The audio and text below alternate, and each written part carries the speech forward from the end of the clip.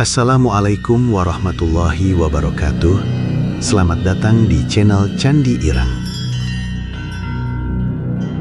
Di sudut kerasnya Terminal Bekasi, tempat suara klakson bercampur teriakan kernet dan langkah kaki penumpang yang tak pernah berhenti, lahirlah kisah tentang ketakutan, kekuasaan, dan penyesalan. Terminal bukan hanya tempat naik turun bus. Ia adalah ruang hidup bagi pedagang kecil, sopir lelah, perantau yang pulang kampung, dan juga bagi mereka yang memilih jalan gelap demi bertahan hidup.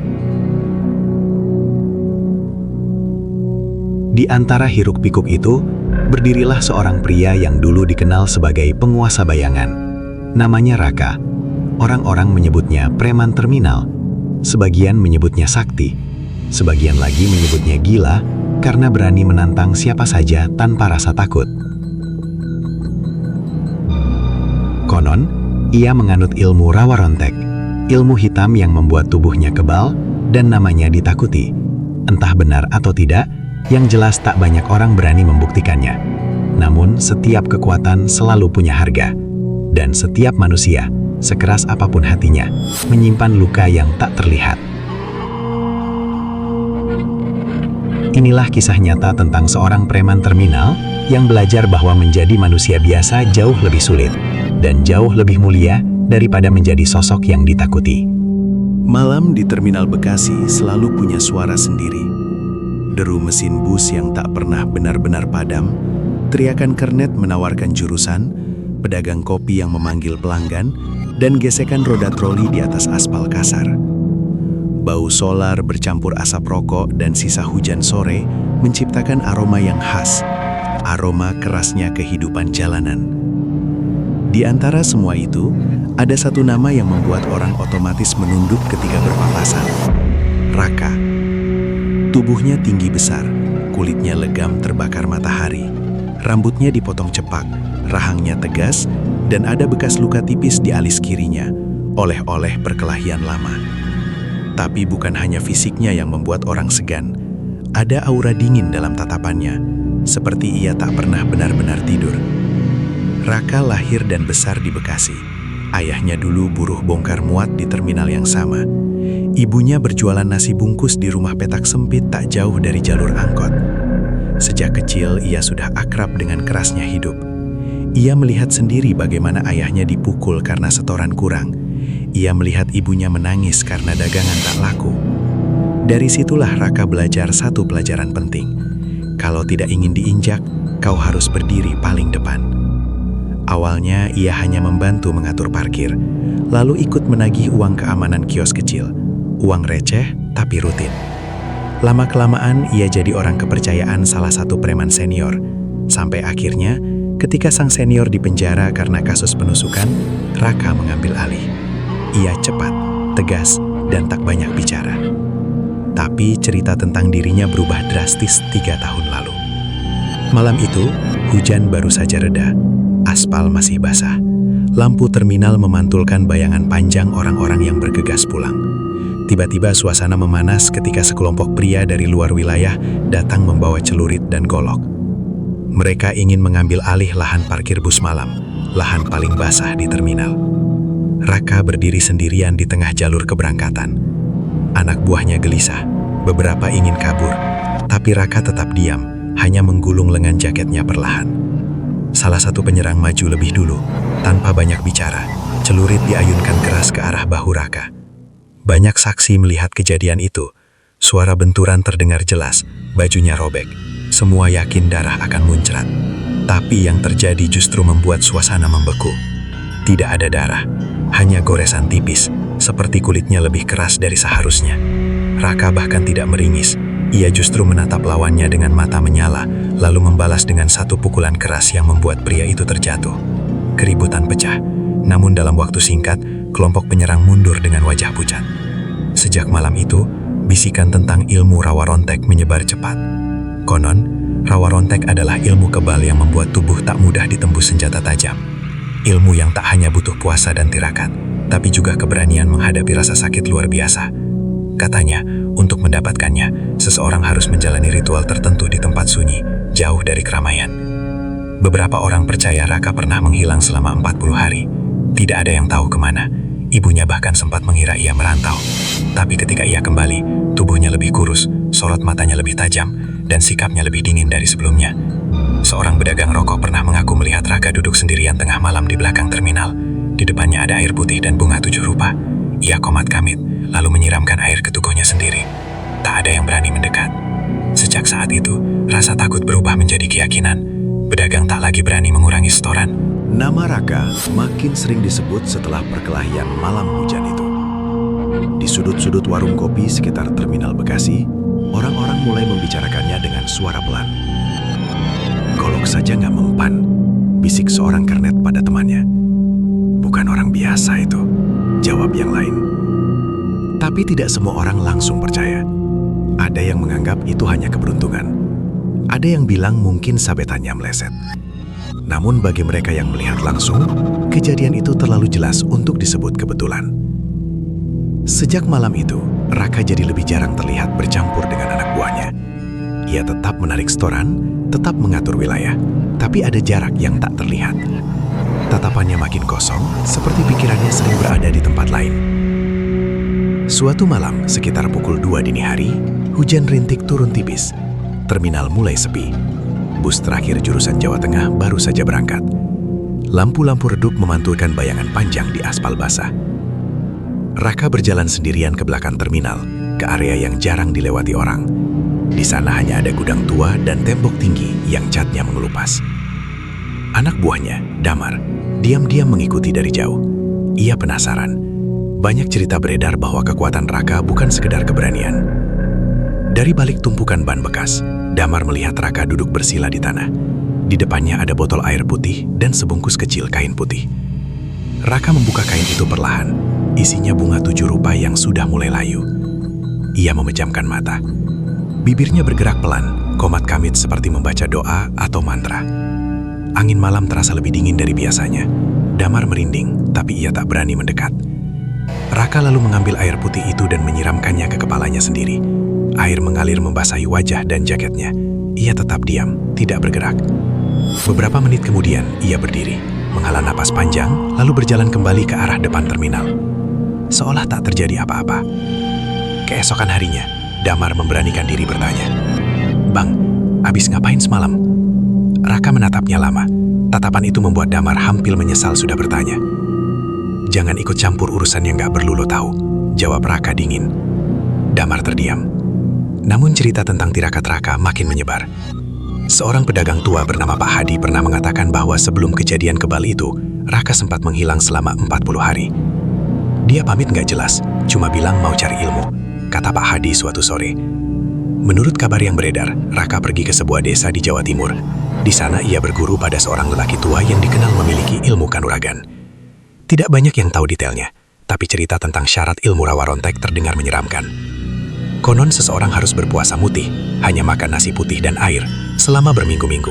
Tidak boleh tidur nyenyak, tidak boleh marah, tidak boleh melanggar pantangan tertentu. Bahkan ada yang bilang, tubuh harus diuji dengan sabetan ringan untuk membuktikan kesiapan mental. Raka tak pernah membenarkan cerita itu. Tapi perubahan dalam dirinya nyata.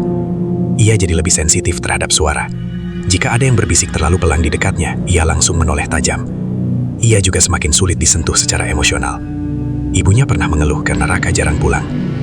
"Kamu sekarang beda, Kak," kata ibunya suatu pagi. Raka hanya tersenyum tipis. "Cuma lagi banyak urusan, Bu." Padahal dalam dirinya, ada sesuatu yang terus bergerak. Setiap malam, setelah terminal benar-benar sunyi, Raka sering bermimpi aneh. Ia berdiri sendirian di tengah rawa gelap. Airnya hitam, tak terlihat dasar. Dari dalam air itu muncul tangan-tangan yang mencoba meraih kakinya. Ia terbangun dengan napas terengah. Awalnya ia menganggap itu hanya mimpi, tapi mimpi itu datang berulang. Di terminal, kekuasaannya makin kuat. Setoran bertambah, wilayahnya aman dari gangguan luar. Bahkan kelompok preman dari daerah lain mulai segan menyebut namanya. Namun bersamaan dengan itu, ada harga yang perlahan terasa. Suatu malam, saat ia berjalan sendirian melewati jalur kedatangan, tiba-tiba tubuhnya terasa berat, seperti ada beban di punggungnya. Ia berhenti, mencoba mengatur napas. Di kejauhan, seekor anjing liar melolong panjang. Raka mengepalkan tangan. Dalam hatinya ada keraguan kecil yang mulai tumbuh. Ilmu yang ia cari untuk bertahan hidup, apakah benar hanya memberi kekuatan? Atau ada sesuatu yang menunggu waktu untuk ditagih? Damar dan beberapa anak buahnya mulai merasa Raka berubah terlalu jauh. Ia lebih keras, lebih kejam pada yang melanggar aturan. Tak ada lagi toleransi kecil seperti dulu. Bang, sekarang beda, bisik salah satu anak buah pada Damar. Iya, kayak bukan dia yang dulu, jawab Damar pelan. Malam di Terminal Bekasi terasa berbeda sejak Raka kembali dari perjalanannya yang misterius. Tidak ada yang tahu pasti apa yang ia lakukan selama 40 hari itu. Tapi orang-orang bisa merasakan perubahan yang tak bisa dijelaskan dengan kata-kata. Dulu, Raka masih bisa tertawa lepas bersama anak buahnya setelah setoran terkumpul. Ia masih sesekali membantu pedagang tua mengangkat galon air atau menertibkan supir yang mabuk tanpa harus memukul. Kini, sikapnya jauh lebih dingin, tegas, tanpa kompromi. Suatu malam, Damar memberanikan diri duduk di sampingnya di pos parkir. "Bang, ilmu itu ada pantangannya nggak?" tanyanya hati-hati. Raka tidak langsung menjawab. Ia menatap ke arah jalur keberangkatan yang kosong. Hanya ada satu bus malam jurusan Cirebon yang sedang memanaskan mesin. "Ada," jawabnya singkat. Damar menelan ludah. "Kalau dilanggar?" Raka menoleh perlahan. Tatapannya tajam, membuat Damar menyesal sudah membuka percakapan itu. "Jangan tanya yang gak perlu lo tahu." Jawaban itu menutup pembicaraan. Tapi sejak saat itu, Damar yakin ada sesuatu yang tidak beres. Beberapa hari kemudian, kabar tak enak mulai terdengar. Seorang preman kecil bernama Ujang tiba-tiba hilang. Biasanya ia selalu terlihat di area parkir motor, tapi selama 3 hari tak ada yang melihatnya. Orang-orang mengira ia kabur karena takut razia, tapi ada yang bilang terakhir kali Ujang terlihat berbicara serius dengan Raka di belakang terminal. Tak ada bukti, tak ada saksi jelas. Namun bisikan mulai tumbuh. Malam keempat setelah Ujang menghilang, Raka kembali bermimpi tentang rawa hitam itu. Kali ini lebih jelas. Ia berdiri di tengah air setinggi lutut. Dari dalam kegelapan, terdengar suara berat memanggil namanya. "Janji." Raka terbangun dengan tubuh basah oleh keringat. Nafasnya berat. Jam di dinding menunjukkan pukul 2.13. Ia bangkit, keluar rumah tanpa membangunkan ibunya, dan langsung menuju terminal. Terminal dini hari selalu punya suasana ganjil. Lampu-lampu redup, suara dengung listrik, dan sesekali bunyi logam beradu tertiup angin. Seolah tempat itu punya kehidupan sendiri saat manusia terlelap. Raka berjalan ke belakang gudang tua, tempat yang sama saat ia melakukan tirakat kecil beberapa malam sebelumnya. Ia berdiri diam. "Gue nggak lupa," gumamnya Bulan. Angin berhembus pelan, membawa bau tanah basah. Dalam ingatannya, ia kembali ke malam terakhir sebelum mendapatkan ilmu itu. Di sebuah ruangan kayu sederhana di desa terpencil, seorang lelaki tua duduk di depannya. Wajah lelaki itu penuh keriput, matanya tajam seperti menembus pikiran. "Kekuatan ini bukan cuma soal kebal," kata lelaki tua itu dulu. "Ada yang harus kau jaga, ada yang harus kau bayar." "Apa bayarnya?" tanya Raka waktu itu. Lelaki tua itu tersenyum tipis. "Waktunya akan datang sendiri." Saat itu Raka tak benar-benar memahami maksudnya. Ia hanya ingin kuat, hanya ingin tak lagi diinjak orang lain. Tapi kini, mimpi-mimpi itu terasa seperti pengingat. Beberapa hari setelah hilangnya Ujang, kejadian aneh lain muncul. Seorang supir bus yang sempat berselisih dengan Raka tiba-tiba mengalami kecelakaan kecil. Tidak parah, tapi cukup membuat orang mengaitkannya dengan hal-hal mistis. "Siapa yang berani lawan dia sekarang?" bisik seorang pedagang kopi. Rasa takut bukan lagi karena tubuh Raka kebal, tapi karena orang mulai percaya ada sesuatu yang tak terlihat melindunginya. Namun di balik semua itu, Raka mulai merasa lelah. Ia duduk sendirian suatu malam di bangku panjang dekat loket kosong. Matanya memandak lurus ke depan, tapi pikirannya jauh. Ia teringat ibunya yang semakin sering batuk. Ia teringat masa kecilnya yang sederhana. Dulu ia hanya ingin hidup tenang, tapi jalan yang ia pilih membuatnya berdiri di puncak ketakutan orang lain. Dan puncak selalu sempit. Damar mendekat perlahan. "Bang," anak-anak mulai resah. Banyak yang takut. "Takut apa?" tanya Raka tanpa menoleh. "Takut, ada yang gak beres." Raka tersenyum tipis, tapi senyum itu tak sampai ke matanya. "Yang penting wilayah aman. Selama gue masih berdiri, gak ada yang berani ganggu." Namun dalam hatinya, ia tahu satu hal. Kekuatan yang ia miliki tidak datang tanpa konsekuensi. Malam semakin larut. Bus terakhir berangkat meninggalkan terminal. Lampu-lampu mulai dipadamkan sebagian. Saat Raka berdiri untuk berjalan pulang, Tiba-tiba ia merasakan nyeri singkat di dadanya. Bukan luka luar, tapi seperti tekanan dari dalam. Ia berhenti, memegang dada. Rasa itu hilang secepat datangnya, namun cukup untuk membuatnya sadar ada sesuatu yang mulai berubah. Di kejauhan, suara anjing kembali melolong panjang. Terminal Bekasi tetap berdiri seperti biasa. Hiruk-pikuk akan kembali saat pagi datang. Pagi di Terminal Bekasi selalu dimulai dengan kebisingan. Klakson bus, teriakan kernet, suara sandal beradu dengan lantai semen, dan aroma kopi panas dari warung kecil di sudut peron. Semua berjalan seperti biasa. Namun bagi Raka, pagi itu terasa berbeda. Ia duduk di pos parkir dengan wajah lebih pucat dari biasanya. Damar yang memperhatikan sejak subuh bisa melihat jelas ada sesuatu yang mengganggu pikiran pemimpinnya itu. "Bang, lo sakit?" tanya Damar pelan. Raka menggeleng singkat. "Enggak." Tapi ia tahu tubuhnya tidak sekuat dulu. Sejak mimpi rawa hitam itu datang berulang, Raka sering merasakan sesak di dada. Bukan sakit fisik biasa, melainkan tekanan yang datang tiba-tiba lalu hilang begitu saja. Seolah ada sesuatu yang mengingatkannya pada janji yang belum sepenuhnya ia pahami. Setoran pagi berjalan lancar, para pedagang membayar tanpa protes. Namun ada satu wajah yang terlihat berbeda, Pak Hadi, pedagang kopi tua yang sudah puluhan tahun berjualan di terminal. Biasanya, Pak Hadi selalu menyelipkan candaan kecil saat menyerahkan uang keamanan. Tapi kali ini, ia hanya menunduk. "Kenapa, Pak?" tanya Raka. Pak Hadi menarik nafas panjang. "Anak saya, Bang. Ujang belum pulang." Nama itu kembali terdengar. Ujang yang hilang beberapa minggu lalu. Raka diam beberapa detik terlalu lama. "Udah coba cari ke tempat lain?" tanyanya datar.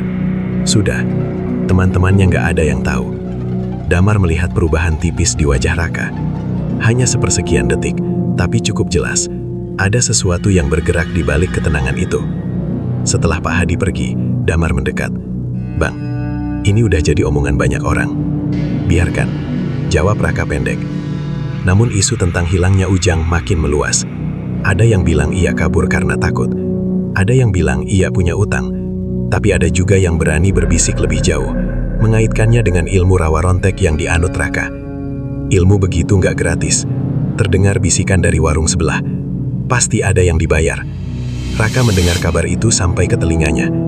Ia tidak marah, tidak juga membantah. Tapi malamnya, saat terminal mulai sepi, ia kembali berjalan ke belakang gudang tua. Ia berdiri di tempat yang sama seperti malam-malam sebelumnya. Angin terasa lebih dingin, langit mendung tanpa bintang. "Gue nggak pernah janji soal itu," gumamnya lirih. Bayangan lelaki tua di desa terpencil itu kembali muncul dalam ingatannya. "Kekuatan ini bukan cuma untuk menahan senjata," kata lelaki itu dulu, "tapi untuk menahan diri. Kalau kau pakai untuk menindas, kau sendiri yang akan ditindas." Saat itu Raka menganggapnya hanya nasihat biasa. Ia merasa cukup kuat untuk mengendalikan semuanya. Namun sekarang, satu persatu kejadian aneh muncul. Beberapa hari setelah Pak Hadi datang, seorang anak buah Raka mengalami kecelakaan kecil. Motor yang dikendarainya tiba-tiba oleng tanpa sebab jelas. Tidak parah, tapi cukup membuatnya trauma. "Bang, gue mau mundur aja," katanya pada Raka. "Gue ngerasa nggak enak." Raka menatapnya lama. Takut. Anak buah itu menunduk. Bukan takut sama abang, tapi takut sama yang nggak kelihatan. Kalimat itu membuat suasana hening. Untuk pertama kalinya, Raka merasakan retakan kecil dalam kekuasaannya. Bukan karena ada yang berani melawan secara fisik, tapi karena rasa takut yang dulu menguatkannya, kini berubah arah. Ia mulai kehilangan kepercayaan anak buahnya. Malam berikutnya, Raka bermimpi lagi. Kali ini rawa hitam itu lebih dekat. Airnya naik sampai pinggang. Dari dalam air, muncul bayangan wajah yang samar. Wajah Ujang. "Bang," suara itu terdengar lirih. Raka terbangun dengan teriakan tertahan. Dadanya sesak, nafasnya berat. Ia sadar satu hal, kekuatan yang ia miliki bukan hanya tentang kebal senjata, tapi tentang sesuatu yang tak bisa ia kendalikan sepenuhnya. Pagi harinya, kabar mengejutkan datang. Polisi melakukan patroli lebih sering di terminal. Ada laporan tentang pemerasan dan kekerasan yang masuk secara anonim. Beberapa nama disebut, termasuk Raka. Damar panik. "Bang, kita harus hati-hati." Raka tetap tenang di luar. Selama nggak ada bukti, mereka nggak bisa apa-apa. Tapi di dalam hatinya, ia mulai merasakan tekanan dari dua arah, dari dunia nyata dan dari sesuatu yang tak kasat mata. Ia berdiri di tengah terminal yang mulai ramai. Orang-orang berjalan melewatinya seperti biasa, tapi tatapan mereka berbeda. Tidak hanya takut, ada rasa curiga. Langkah Raka masih tegap, suaranya masih tegas saat memberi perintah. Namun dalam dirinya, ia tahu satu hal pasti. Ilmu yang ia banggakan mulai menunjukkan sisi lain. Dan retakan kecil itu, jika dibiarkan, bisa menghancurkan segalanya. Terminal tetap berisik seperti biasa. Bus datang dan pergi tanpa peduli pada cerita manusia di dalamnya. Tapi bagi Raka, dunia yang selama ini ia kuasai mulai terasa goyah. Dan ia belum tahu apakah yang akan lebih dulu runtuh adalah kekuasaannya atau dirinya sendiri. Malam itu, udara di Terminal Bekasi terasa lebih panas dari biasanya. Meski hujan sempat turun sore tadi. Langit mendung, lampu-lampu terminal berpendar kekuningan, dan suara mesin bus terdengar berat, seperti membawa firasat buruk. Raka berdiri di dekat jalur keberangkatan, memperhatikan anak buahnya yang sedang menarik setoran terakhir dari pedagang malam. Wajahnya tetap keras, tapi pikirannya tak setenang dulu. Beberapa hari terakhir, patroli polisi makin sering terlihat. Mobil dinas melintas perlahan di sekitar terminal, seolah mengawasi. Kabar tentang laporan pemerasan rupanya tidak berhenti sebagai bisikan. Damar mendekat dengan wajah tegang. "Bang, gue dengar malam ini ada razia besar." Raka tidak langsung menoleh.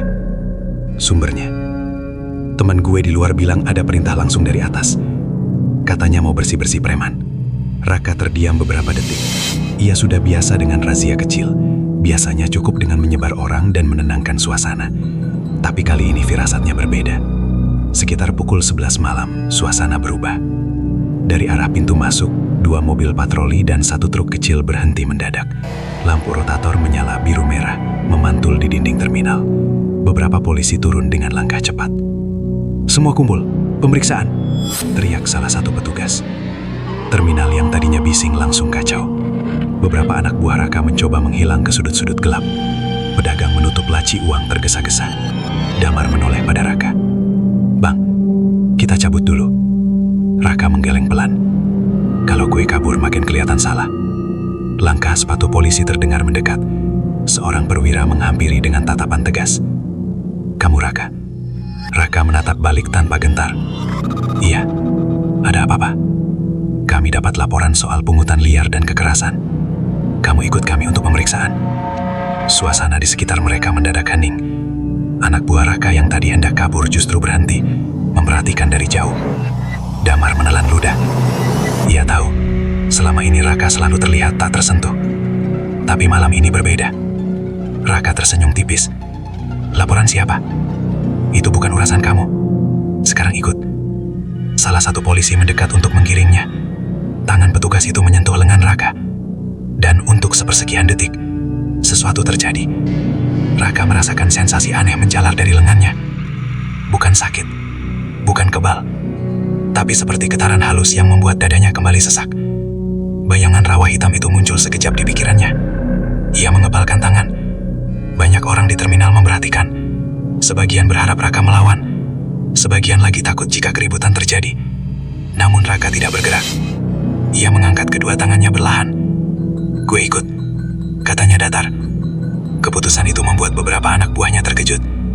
Mereka terbiasa melihat Raka berdiri paling depan, tak pernah mundur. Saat ia digiring menuju mobil patroli, bisikan terdengar di antara kerumunan. "Ilmu kepala nggak bisa lawan polisi. Sekarang lihat, masih sakti nggak?" Raka mendengar semuanya, tapi wajahnya tetap tanpa ekspresi. Di dalam mobil patroli, ia duduk diam. Sejak razia malam itu, suasana di Terminal Bekasi tak pernah benar-benar sama. Orang-orang masih berjualan, bus tetap datang dan pergi. Tapi ada jarak tak terlihat antara Raka dan lingkungan yang dulu ia kuasai sepenuhnya. Beberapa pedagang mulai berani berbisik lebih keras. Ada yang sengaja memperlambat setoran, ada yang pura-pura tidak melihat saat anak buah Raka lewat. Bukan karena mereka tak takut lagi, tapi karena mereka melihat celah. Dan di dunia seperti terminal, celah sekecil apapun bisa menjadi awal keruntuhan. Damar merasakan perubahan itu lebih dulu. "Bang, anak-anak mulai goyang," katanya suatu malam saat mereka duduk di pos parkir. Raka diam. Ia menatap ke arah jalur bus malam yang setengah kosong. Si Jeffrey nggak datang 2 hari. Si Acong bilang mau cari kerja lain. Mereka takut kalau polisi balik lagi. Raka mengangguk pelan. "Yang takut, biarin pergi." Jawabannya terdengar tegas, tapi tidak sekeras biasanya. Damar tahu Raka sedang memikirkan sesuatu yang lebih dalam dari sekedar urusan setoran. Beberapa malam terakhir, Raka tidak lagi tidur nyenyak. Mimpi rawa hitam itu semakin jelas. Kali ini, airnya naik sampai dada. Dari dalamnya muncul suara berat, bukan lagi samar. Waktunya. Raka mencoba bergerak dalam mimpi itu, tapi kakinya seperti tertahan lumpur. Ia melihat bayangan wajah yang semakin nyata. Bukan hanya Ujang, tapi wajah-wajah lain yang pernah berselisih dengannya. Ia terbangun dengan napas tersengal. Dadanya kembali terasa ditekan. Malam itu juga ia langsung menuju terminal. Dini hari selalu jadi waktu paling jujur. Saat keramaian hilang, tak ada sorak atau tatapan orang lain. Hanya suara angin dan mesin pendingin bus yang tersisa. Raka berdiri di belakang gudang tua. "Gue udah jalanin semua syaratnya," ucapnya pelan. Dalam ingatannya, ia kembali ke malam terakhir bersama lelaki tua di desa terpencil itu. "Kekuatan ini bukan buat kau jadi penguasa," kata lelaki itu dulu. "Terus buat apa?" tanya Raka. "Buat melindungi. Kalau kau pakai untuk menindas, keseimbangannya akan berubah." Saat itu, Raka merasa semua itu hanya nasihat biasa. Tapi sekarang, kata-kata itu seperti gema yang terus kembali. Keesokan harinya, kabar buruk datang. Pak Hadi jatuh sakit mendadak. Ia pingsan di kiosnya sendiri. Orang-orang panik. Damar yang mendengar kabar itu segera memberitahu Raka. Raka datang ke warung kopi kecil itu. Ia melihat Pak Hadi terbaring lemah sebelum dibawa ambulans. Tatapan Pak Hadi sempat bertemu dengannya. "Bang, kalau memang ada yang salah, perbaiki," bisik lelaki itu dengan suara lemah. Kata-kata itu menancap lebih dalam dari ancaman polisi manapun. Malamnya, setoran semakin sedikit. Beberapa pedagang terang-terangan mengeluh. "Kalau polisi datang lagi, kami yang repot," kata salah satu dari mereka. Biasanya Raka akan membentak, tapi kali ini ia hanya mendengarkan. Di sisi lain, tekanan dari luar juga makin terasa. Patroli polisi kembali terlihat. Kali ini lebih sering berhenti, lebih lama mengawasi. Damar mulai panik. "Bang, kalau mereka tangkap abang lagi, kita habis." Raka memandangnya lama. "Lo takut kehilangan gue, atau kehilangan uang?" Pertanyaan itu membuat Damar terdiam. Sebenarnya, bukan hanya anak buahnya yang goyang. Raka sendiri mulai merasakan kekuatannya tak sekuat dulu. Pagi itu, suasana di Terminal Bekasi kembali riuh seperti biasa. Klakson bersahutan, pedagang berteriak menawarkan kopi dan gorengan, kernet menggantung di pintu bus sambil memanggil penumpang. Namun di tengah keramaian itu, Raka merasa asing.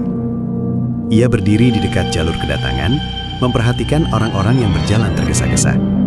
Tidak ada yang benar-benar memandangnya lama. Tatapan takut yang dulu selalu ia rasakan, kini berubah menjadi sekadar waspada. Bukan lagi segan sepenuhnya. Damar menghampiri dengan langkah pelan. "Bang, setoran pagi ini makin turun." Raka hanya mengangguk tipis. "Anak-anak yang kemarin masih ikut, sekarang cuma sisa kita bertiga. Yang lain bilang mau cari aman." Raka tidak marah. Ia tidak membentak seperti biasanya. Ia hanya duduk di bangku panjang dekat loket kosong. Terminal yang dulu ia kuasai, kini terasa seperti tempat yang tak lagi mengenalnya. Beberapa meter dari situ, Pak Hadi sudah kembali berjualan, setelah sempat dirawat. Tubuhnya terlihat lebih kurus, tapi ia tetap memaksakan diri berdiri di balik gerobak kopi. Raka memperhatikannya cukup lama sebelum akhirnya mendekat. "Udah baik kan, Pak?" tanyanya pelan. Pak Hadi mengangguk. "Alhamdulillah." Ada jeda canggung di antara mereka. "Bang Raka," suara Pak Hadi lirih. "Hidup itu bukan cuma soal kuat. Kadang yang paling susah itu bukan lawan orang lain, tapi lawan diri sendiri." Kalimat itu membuat Raka terdiam. Ia teringat masa kecilnya. Saat ayahnya pulang dengan tubuh lelah tapi tetap tersenyum. Saat ibunya menasihatinya agar jangan jadi orang yang menyusahkan orang lain. Ia menatap tangan kasarnya sendiri. Tangan yang selama ini ia pakai untuk memukul, menekan, dan menagih. Siang itu, kejadian tak terduga terjadi. Seorang preman dari luar wilayah yang dulu pernah ia kalahkan, datang bersama dua temannya. Mereka berdiri tak jauh dari pos parkir, memperhatikan Raka dengan tatapan menantang. Damar langsung bersiaga. "Bang, itu si Bimo, dulu yang kabur waktu lo lawan." Raka berdiri perlahan. Bimo melangkah maju. "Gue dengar lo udah gak sesakti dulu." Suasana di sekitar mereka mendadak hening. Beberapa pedagang pura-pura sibuk, tapi telinga mereka jelas tertuju ke arah itu. "Wilayah ini masih wilayah gue," jawab Raka datar. Bimo tersenyum sinis. "Kalau lo masih kuat, buktiin." Tantangan itu menggantung di udara. Dulu, Raka pasti langsung menyerang tanpa banyak kata. Tapi sekarang ia merasakan sesuatu yang berbeda. Ia sadar jika ia kembali memilih jalan kekerasan, semua akan berulang. Polisi akan datang lagi, anak buah makin takut. Dan mungkin keseimbangan yang selama ini terganggu akan benar-benar runtuh. Bimo melangkah lebih dekat. "Atau lu cuma jago cerita?" Damar menegang. "Bang, kasih pelajaran aja." Raka menatap Bimo lama. Lalu untuk pertama kalinya di depan banyak orang, ia mundur satu langkah. "Gue nggak ada urusan lagi sama lo," katanya pelan tapi tegas. "Kalau lo mau cari ribut, bukan di sini." Semua orang terdiam. Bimo terlihat kaget. Ia tak menyangka Raka memilih tidak melawan. "Takut ya?" ejeknya. Raka menatapnya tanpa emosi. "Bukan takut, cuma capek." Kalimat itu terdengar sederhana, tapi mengandung sesuatu yang berbeda dari Raka yang dulu. Bimo akhirnya tertawa kecil dan pergi bersama dua temannya. Ia mungkin merasa menang, tapi suasana di terminal justru berubah. Beberapa pedagang saling berpandangan. Ada yang terlihat lega. Damar mendekat dengan wajah bingung. "Bang, kenapa nggak lo hajar aja?" Raka duduk kembali di bangku panjang. "Gue udah terlalu lama hidup pakai takut. Sekarang gue mau coba cara lain." Damar terdiam. Malamnya, Raka kembali berdiri di belakang gudang tua. Tapi kali ini ia tidak membawa bunga, tidak membawa air putih. Ia hanya berdiri dan menatap langit. "Apapun yang dulu gue ambil, gue lepas," ucapnya pelan. Angin berhembus lembut. Tidak ada bisikan, tidak ada rasa sesak. Hanya sunyi yang terasa lebih ringan. Ia sadar satu hal penting. Mungkin kekuatan yang selama ini ia anggap berasal dari ilmu, sebenarnya hanyalah keyakinan yang ia bangun sendiri. Dan keyakinan itu bisa berubah. Keesokan harinya, Raka mengumpulkan sisa anak buahnya. "Mulai hari ini, gak ada lagi setoran paksa. Kalau mau jaga parkir, jaga baik-baik. Kalau ada yang gak mau bayar, jangan paksa." Damar terkejut. "Bang, terus kita makan apa?" "Kita cari cara yang benar." Keputusan itu bukan hal mudah. Banyak yang meragukan. Banyak yang menganggap Raka sudah lemah. Tapi untuk pertama kalinya, ia merasa lebih ringan dari sebelumnya. Terminal Bekasi tetap sibuk seperti biasa. Bus datang dan pergi. Hidup terus berjalan. Namun di tengah keramaian itu, Raka mulai menjalani titik balik. Ia tak lagi ingin dikenal sebagai Raka Rawarontek. Ia ingin kembali jadi Raka, manusia biasa. Dan mungkin justru disitulah kekuatan yang sebenarnya mulai muncul. Perubahan yang dilakukan Raka tidak langsung membuat suasana di Terminal Bekasi menjadi tenang. Justru sebaliknya, beberapa preman kecil yang dulu berada di bawahnya mulai melihat itu sebagai kelemahan. Setoran yang dihentikan membuat banyak pedagang lega, tapi juga membuka celah bagi orang lain untuk masuk. Damar masih setia di samping Raka, meski wajahnya sering terlihat cemas. "Bang, keputusan lo bikin wilayah kosong, orang luar pasti masuk," katanya suatu sore. Raka hanya memandangi deretan bus yang baru datang. "Kalau mereka masuk buat rusuh, baru kita hadapi, tapi bukan buat narik paksa lagi." Keputusan itu terdengar ideal, tapi realitanya lebih rumit. 3 hari kemudian, sekelompok pria dari luar Bekasi benar-benar datang. Bukan Bimo kali ini, tapi kelompok lain yang lebih kasar. Mereka mulai menawarkan jasa keamanan ke pedagang dengan cara lama, paksa dan ancaman. Beberapa pedagang mendatangi Raka. "Bang, sekarang mereka yang nagih," keluh salah satu penjual rokok. "Kami lebih takut sama mereka."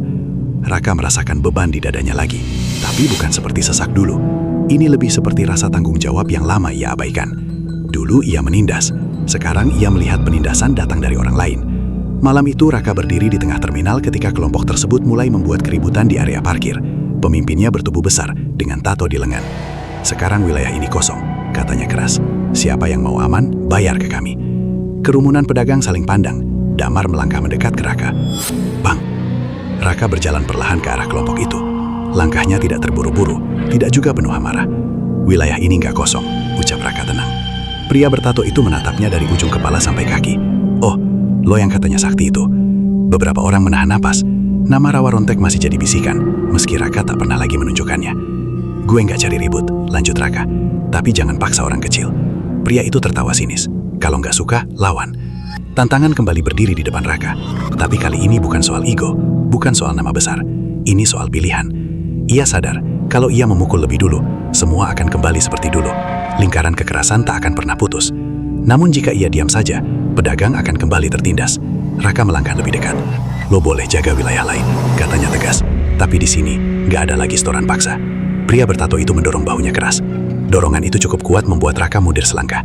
Damar refleks ingin maju, tapi Raka mengangkat tangan, memberi tanda agar ia diam. Dorongan kedua datang lebih keras. Raka bisa saja membalas. Tubuhnya masih kuat. Meski ia merasa kekebalannya tak lagi seperti dulu, ia tetap bertarung. Namun ia memilih berdiri. Kalau lo terus maksa, gue lapor langsung ke polisi, katanya pelan, tapi jelas. Kalimat itu membuat suasana berubah. Dulu Raka tak pernah menyebut polisi sebagai solusi. Kini ia melakukannya di depan semua orang. Pria bertato itu terlihat ragu. Terminal sudah beberapa kali didatangi patroli. Mereka tak ingin langsung jadi target. Setelah beberapa detik tegang, kelompok itu akhirnya mundur sambil melempar ancaman. Ini belum selesai. Kerumunan bubar perlahan. Pedagang mendekati Raka dengan wajah lega. Terima kasih bang, ucap Pak Hadi pelan. Raka hanya mengangguk. Malamnya, ia duduk sendirian di bangku panjang. Langit mendung, angin bertiup pelan. Ia memperhatikan luka kecil di lengannya akibat dorongan tadi yang mengenai sudut besi. Luka itu perih, darah tipis masih terlihat. Ia tersenyum tipis. Dulu ia bangga karena tak berdarah saat disabat celurit. Kini ia berdarah karena memilih tidak memukul balik. Dan anehnya, rasa sakit itu justru terasa lebih jujur. Damar duduk di sampingnya. Bang, lo berubah banget. Raka menatap lurus ke depan. Mungkin gue cuma baru sadar. Sadar apa? Kalau kebal itu bukan soal kulit. Terminal malam itu terasa lebih tenang. Tidak ada lolongan anjing. Tidak ada sesak di dada. Untuk pertama kalinya sejak ia mendapatkan ilmu Rawa Rontek, mimpi rawa hitam tak datang. Sebaliknya, ia bermimpi tentang masa kecilnya, tentang ibunya yang tersenyum. Keesokan paginya, beberapa pedagang secara sukarela memberi uang kecil sebagai tanda terima kasih. Bukan karena takut. Raka sempat menolak, tapi mereka memaksa dengan senyum. Bukan setoran bang, ini iuran ronda, kata salah satu dari mereka. Raka menerima dengan perasaan berbeda. Ia sadar, luka yang sebenarnya selama ini bukan di tubuhnya, tapi di cara ia memandang kekuatan. Dan mungkin, babak baru hidupnya baru benar-benar dimulai. Malam di Terminal Bekasi terasa berbeda sejak kejadian penolakan kelompok luar itu. Bukan karena lebih ramai, justru lebih sunyi. Sunyi yang terasa seperti menunggu sesuatu. Raka berdiri di dekat gerbang masuk, memandangi bus malam yang keluar masuk. Ia tak lagi duduk di pos lamanya dengan gaya berkuasa. Kini ia lebih sering membantu mengatur antrean, menegur sopir yang parkir sembarangan, atau sekadar menyapa pedagang. Beberapa orang masih memandangnya dengan campuran hormat dan takut. Nama Rawa Rontek belum sepenuhnya hilang. Namun Raka tahu, perubahan tidak cukup hanya dengan sikap baik. Masa lalunya masih punya bayangan, dan bayangan itu akhirnya datang. Suatu malam, Damar berlari menghampirinya dengan napas terengah. Bang, orang itu datang lagi. Siapa? Yang dulu ngasih lo ilmu. Jantung Raka seperti berhenti sesaat. Sudah lama ia tidak memikirkan sosok tua yang ia temui di pinggir rawa bertahun-tahun lalu. Sosok yang memberinya ritual aneh, air hitam, dan janji kekebalan. Raka berjalan menuju sudut terminal yang lebih gelap. Di bawah lampu redup, seorang pria tua berdiri dengan pakaian sederhana. Wajahnya keriput, tapi tatapannya tajam. Sudah lama, ucap pria itu pelan. Raka menelan ludah. Ngapain datang ke sini? Aku dengar kau tak lagi memakai apa yang kau minta. Nada suaranya tidak marah, tapi ada sesuatu yang dingin. Raka menarik napas dalam. Saya nggak butuh lagi. Pria tua itu tersenyum tipis.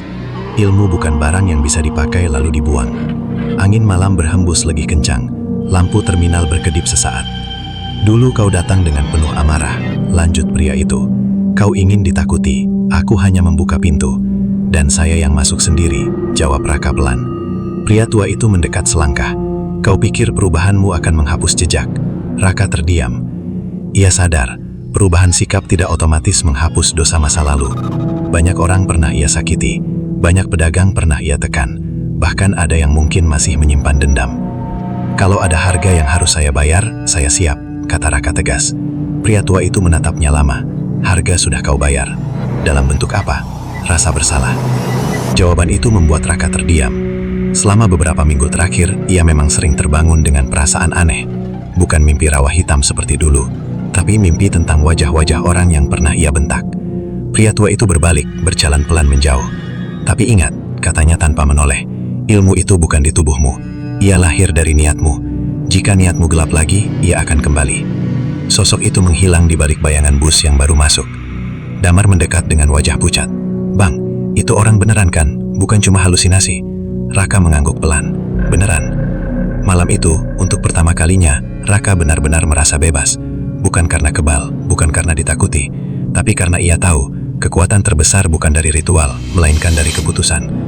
Namun ujian belum selesai. Beberapa hari kemudian, seorang pedagang lama bernama Busari mendekatinya. Wajahnya tegang.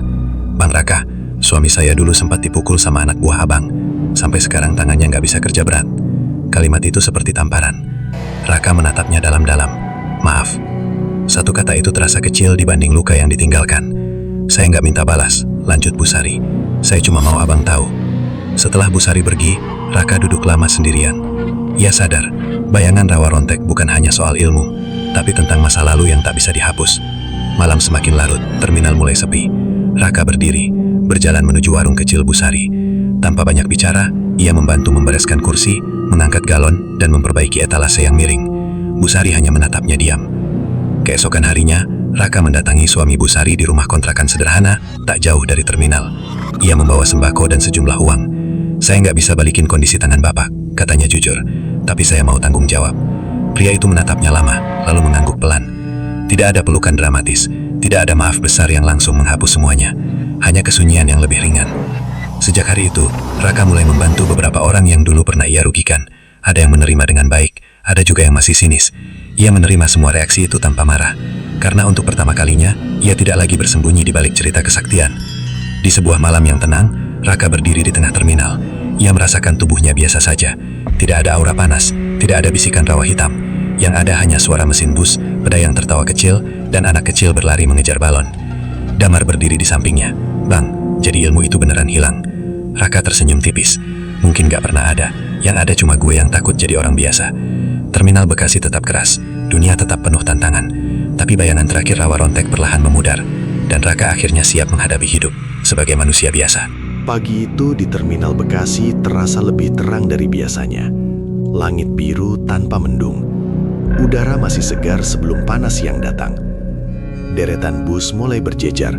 Suara kernet memanggil penumpang bersahut-sahutan. Pedagang membuka lapak dengan wajah penuh harap. Raka berdiri di dekat pintu masuk. Bukan lagi sebagai sosok yang ditakuti, tapi sebagai orang yang membantu mengatur kendaraan agar tidak saling serobot. Seragam rompi sederhana bertuliskan relawan keamanan menempel di tubuhnya. Itu bukan jabatan resmi, hanya kesepakatan bersama antara pengelola terminal dan beberapa warga sekitar agar suasana tetap tertib. Damar mendekat sambil membawa 2 gelas kopi. Bang, nggak nyangka ya, katanya sambil tersenyum kecil. Dulu orang lari kalau lihat lo, sekarang malah manggil-manggil.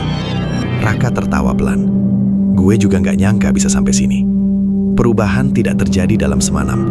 Setelah pertemuannya dengan pria tua pemberi ilmu itu, dan setelah ia meminta maaf pada orang-orang yang pernah ia sakiti, hidup Raka seperti pelan-pelan disusun ulang.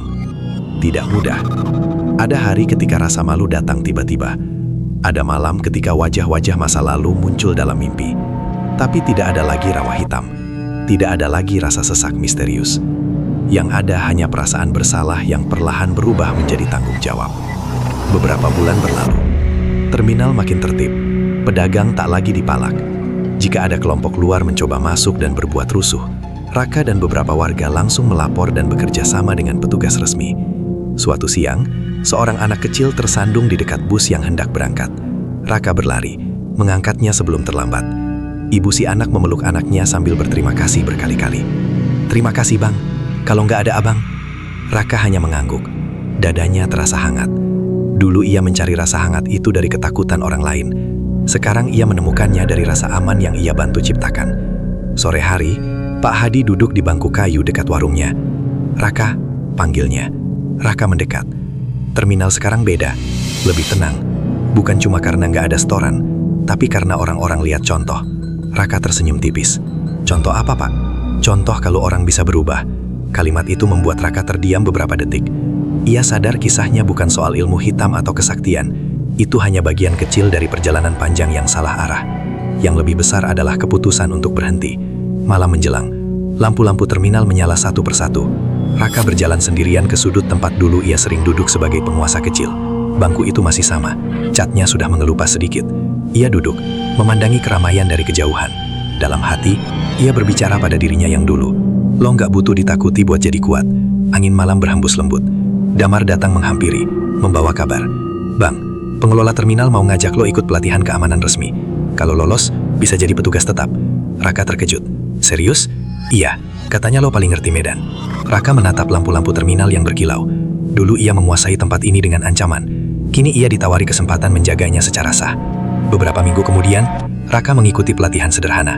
Ia belajar tentang prosedur keamanan, cara mediasi konflik, hingga pentingnya komunikasi. Ia bukan yang paling pintar, tapi ia yang paling paham bagaimana konflik bisa muncul. Pelatihan itu membuatnya melihat masa lalu dengan sudut pandang berbeda. Ia sadar, banyak kekerasan lahir dari rasa tidak berdaya. Dan dulu, ia hanya anak muda marah yang ingin merasa berarti. Hari pengumuman tiba, namanya dipanggil sebagai salah satu yang diterima. Damar memeluknya sambil tertawa keras. Akhirnya bang, sekarang resmi. Raka hanya tersenyum, matanya sedikit berkaca-kaca. Malam itu, ia berdiri dengan seragam baru, bukan rompi relawan, tapi pakaian resmi petugas keamanan terminal. Seorang sopir tua mendekat dan menepuk bahunya. Bagus nak, jaga tempat ini baik-baik. Raka mengangguk.